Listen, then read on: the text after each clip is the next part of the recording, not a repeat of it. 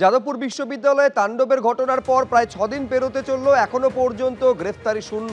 পুলিশের বিরুদ্ধে তদন্তে গড়িমসির অভিযোগ সামনে এসেছে। তা নিয়ে কালীঘাট তৃণমূলের বিধায়ক কুণাল ঘোষ কি বলছেন দেখব। আমরা যদি কোনো শিক্ষা প্রতিষ্ঠানে কেউ দেশ বিরোধী, কোনটা দেশ বিরোধী সেটাও খতিয়ে দেখে নিতে হবে। দুম করে একটা তো কাউকে দেশ বিরোধী তকমা লাগে, যারা হঠাৎ বলে দেবে কাশ্মীর মাঙ্গে আজাদি, আমরা সেটা সমর্থন করি না। কিন্তু তার জন্য আইন মাফিক যা যা ব্যবস্থা নেওয়ার, আইন মাফিক যা যা ব্যবস্থা হওয়ার সেগুলো হবে। তার জন্য গুন্ডা পাঠানো হবে কেন? আর শুভেন্দুবাবু মুখে এইগুলোর কথা বলছেন, এই তদন্ত ওই তদন্ত। আগে প্রথম কারা হামলা করতে গেছিল, আগে হামলাটা থামান না, আগে গিয়ে পুলিশ অ্যারেস্ট করুক দোষীদের। যাদবপুর বিশ্ববিদ্যালয় নিয়ে কড়া বার্তা দিচ্ছেন রাজ্যের মুখ্যমন্ত্রী। কি বলছেন সুকান্ত মজুমদার, অন্যদিকে কুণাল ঘোষই বা কি বললেন, পরপর দেখুন।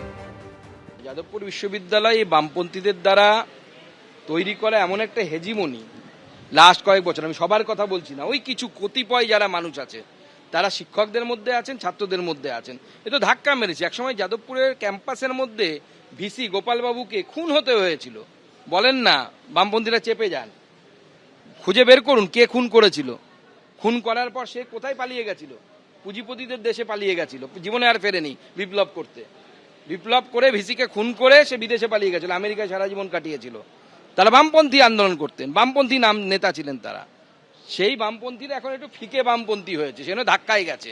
আবার যদি এরা জোর পেয়ে যায়, যেটা এরা আশা করে আছে, এরা আবার ভিসি খুন করবে, ওই ক্যাম্পাসের মধ্যেই খুন করবে ভিসিকে।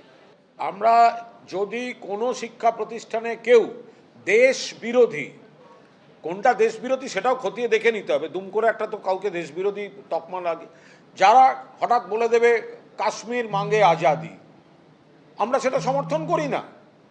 কিন্তু তার জন্য আইন মাফিক যা যা ব্যবস্থা নেওয়ার, আইন মাফিক যা যা ব্যবস্থা হওয়ার সেগুলো হবে। তার জন্য গুন্ডা পাঠানো হবে কেন? আর শুভেন্দুবাবু মুখে এইগুলোর কথা বলছেন, এই তদন্ত ওই তদন্ত। আগে প্রথম কারা হামলা করতে গেছিল, আগে হামলাটা থামান না, আগে গিয়ে পুলিশ অ্যারেস্ট করুক দোষীদের। যাদবপুর বিশ্ববিদ্যালয়ে তাণ্ডবের ঘটনায় আগেই হুঁশিয়ারি দিয়েছিলেন রাজ্যের মুখ্যমন্ত্রী, আর এবার তার সোশ্যাল মিডিয়া হ্যান্ডেলে পোস্ট করেছেন শুভেন্দু অধিকারী, যেখানে তিনি লিখছেন, সিএমওর কাছে যাদবপুরের ছাত্রদের একাংশের তরফে অভিযোগ এসেছে, দেশ বিরোধী আপত্তিকর গ্রাফিটির ছবি দিয়ে অভিযোগ এসেছে। আর্টসের বয়েজ হস্টেলের মধ্যে মিলেছে নানান আপত্তিকর ছবি। ক্যাম্পাসে এভাবে দেশ বিরোধী কাজ চলতে দেওয়া যাবে না। ভিডিও পোস্ট করে যাদবপুর নিয়ে কড়া বার্তা দিয়েছেন রাজ্যের মুখ্যমন্ত্রী, যেখানে তিনি এও উল্লেখ করছেন, উপাচার্য উচ্চশিক্ষা দপ্তরকে অবিলম্বে তদন্ত করতে বলা হয়েছে। দেশ বিরোধী কার্যকলাপে জিরো টলারেন্সের কথা জানিয়ে পোস্ট করেছেন রাজ্যের মুখ্যমন্ত্রী।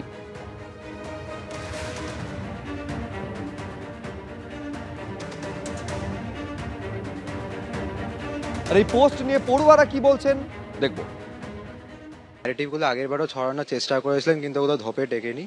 কারণ আমি মাওয়িস্ট রাজনীতিকে সমর্থন করতে পারি, দ্যাট ডাজেন্ট ইমপ্লাই আমি তার মেম্বার। তো এটাকে উনি প্রজেক্ট করে কি বলতে চেয়েছেন সেটা উনি ভালো বলতে পারবেন। এবং ফ্রি প্যালেস্টাইন আশা করি এটা নিয়ে আলাদা করে বলার কিছু নেই, কারণ আমাদের ভারতের যে বিদেশ নীতি এত বছর ধরে ছিল, অন্তত বিজেপি আসার এই 2014-তে আসার আগে অবধি, এমনকি আগের যে প্রধানমন্ত্রী ছিলেন অটল বিহারী বাজপেয়ী, তিনি নিজেও ফিলিস্তিনের পক্ষে সওয়াল করেছেন। আমরা দেশপ্রেমিক, আমরা রাষ্ট্রবাদী নই আরএসএস এর মতো। এবিপি আনন্দ, এগিয়ে থাকে, এগিয়ে রাখে।